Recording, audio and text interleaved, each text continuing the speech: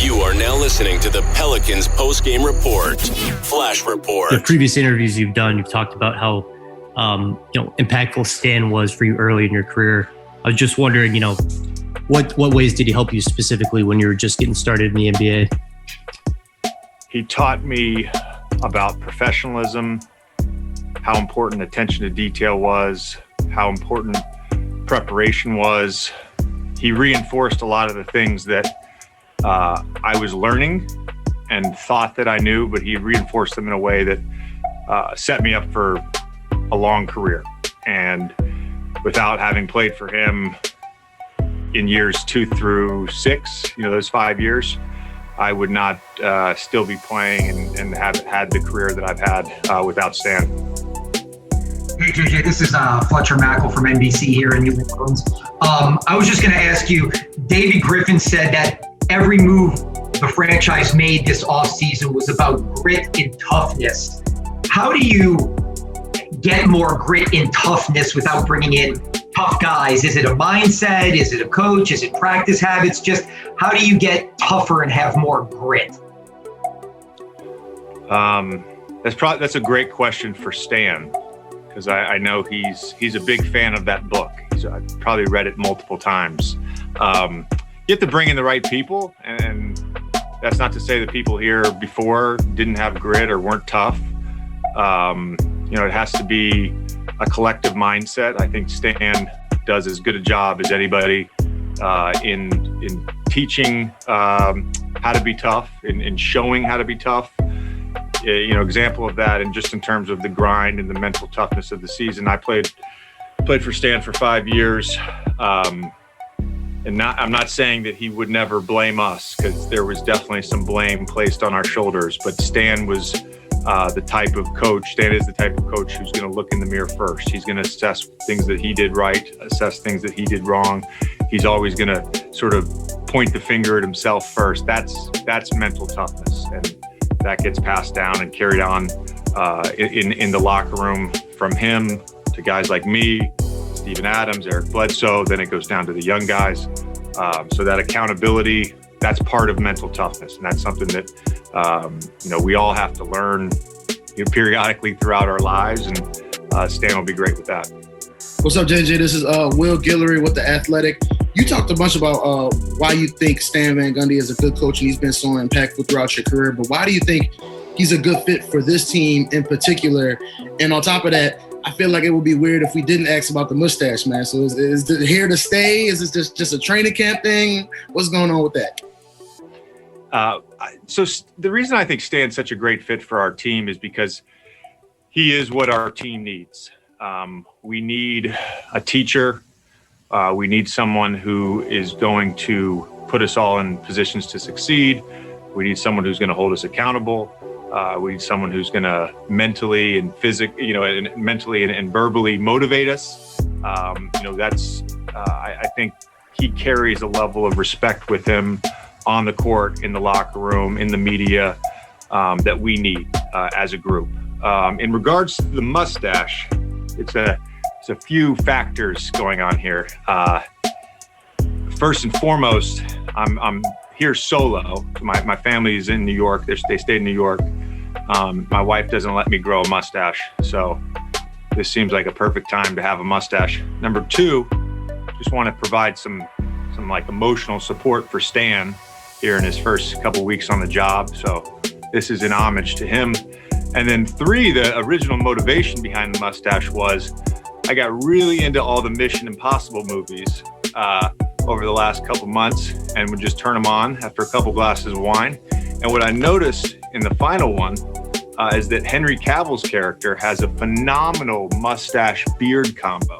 So I figured I'd give my mustache a little bit of a head start here on the season, and then hopefully this beard will kind of come in. But we're going to trim the beard and let the mustache go for a little bit. Hey, JJ, Rod Walker here with the Times-Picayune. The other day we talked to Zion, and he talked about in year 2 he wanted to sort of just live in the moment. But what advice would you give a guy like that going into his second year wanting to make that jump? What advice would I give to Zion? I would just probably give Zion some advice. Why would I give advice to the media? No, he'll listen. Zion's going to figure it out. I think the biggest thing for him is just his health and being in great shape, and he looks great so far. Hey, JJ, Christian Clark again. The end of last season was played obviously under the protection of a bubble. Just how are you mentally preparing, to go through 72 games with full travel and all that, just from a health perspective? Yeah.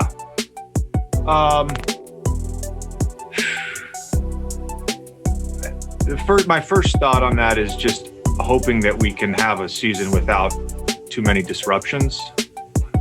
We've all seen baseball and football play out their seasons with essentially the same sort of model we're using, the non-bubble model, where we're getting tested every day, but there's outside factors that are coming into our lives on a daily basis.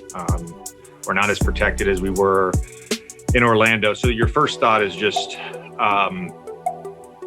hoping that we can finish a 72-game season in a timely fashion, and that everyone's safe. Having lived, through the lockout season where we played a really condensed schedule starting on Christmas, 66 games. I think our regular season finish date was actually sooner than it will be this season. I think it was around May 1st, if I'm not mistaken. I can't remember the exact date. And in that season, we had back-to-backs. We had a bunch of 4 and 5 nights. It really became about the importance of rest and recovery.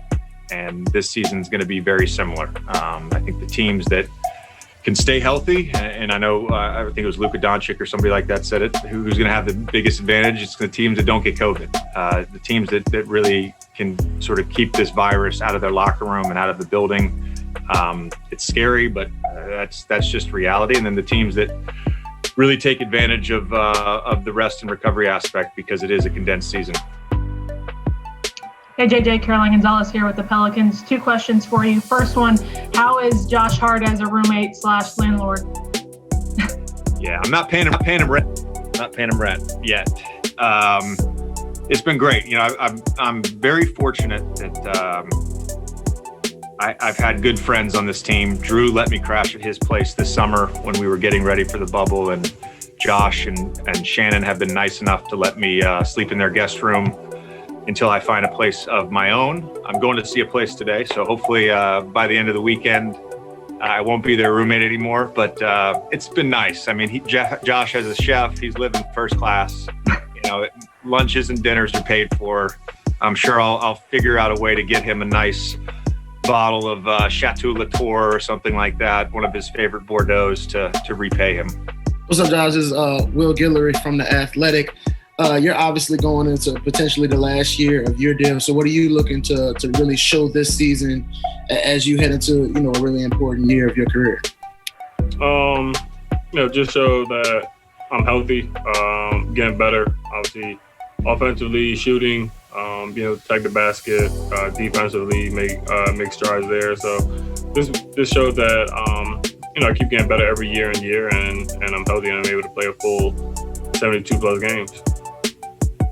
Hey, Josh, this is Christian Clark with Nolan.com. I know you guys haven't gotten on the court as a team or anything yet, but what are just your initial impressions after getting to talk to Stan Van Gundy and some of the early takeaways? It'll be good. He's going to be really amazing for us in terms of, creating good habits, having accountability, attention to detail, those kind of things that I feel we could have been better at last year. So just talking with him, he's going to make sure, we're doing what we're supposed to be doing. And for a young team that wants to have a winning culture, that's what you need. You need guys like that to hold you accountable. So I'm looking forward to it. It's going to be good. It's going to be tough. It's going to be challenging at times, but it's going to make us better. Josh, it's Scott Kushner with the Times-Picayune also. Stan used the words, you're not going to punk the New Orleans Pelicans this year. That being, adding Steven Adams and clearly Zion's there down low. You kind of always have had that, attitude and that perception around the league. How important is that, though, to kind of bring that to the whole roster and making sure that that's a part of this team's personality is showing up every night and playing tough? No, I mean, it's extremely important. Like I said, for especially, we have a young group of guys. I think, we only got, 2 guys that's in the 30s. We got JJ, who's the old man of the group with the cane. And then we got EB, who's a young 31. So it's going to be good for us. And, I think we were, we showed that at times last year. Zoe's competitive, Bia's competitive, myself, and it just, keeps going down the line. So, I think that's a good usage of those words, I guess. Not going to punk us, and we're going to be competitive every single night, and that's something that, will help get a winning culture going. Hey Josh, this is Jim Eichenhofer of Pelicans.com. I had a very similar question, but so I guess I would ask you, what do you think Bledsoe brings as far as defensively, and having played against him the last few years, what do you think has made him such a good defensive player to be all defense the way he has? Just his competitive nature, his athleticism at the guard spot. Obviously, he's explosive. He's able to stay with guards. He has quick hands. He's physical, so he's able to take the bump on the drive and those kind of things. So it's going to be really good for us to be able to have him at the top. Everything kind of trickles down from him. Him be able to, disrupt offensive and offenses. Good Lord. And get turnovers and create easy transition buckets for y'all. Dang, I can't speak. My bad. But yeah, so we're gonna go with that one. I butchered that answer. No, you're all good. Thank you. Hey Josh, 2 questions. One, now that you're living with JJ, have you been giving him crap about his mustache? And 2, more on the basketball side, you're one of the best rebounding players at your position. What do you think a guy like Steven Adams does for you, who's really good at boxing out and, potentially giving you opportunities to grab and go in transition? Yeah, I definitely talked trash to JJ about his mustache. Obviously he's staying in the guest room. So, at night I go in, I tuck him in, I give him a kiss on the forehead, tell him good night, and wake him up in the morning. So that's kind of my nightly and daily routine with him. And then having Steven Adams on the team is going to be good for us in terms of rebounding.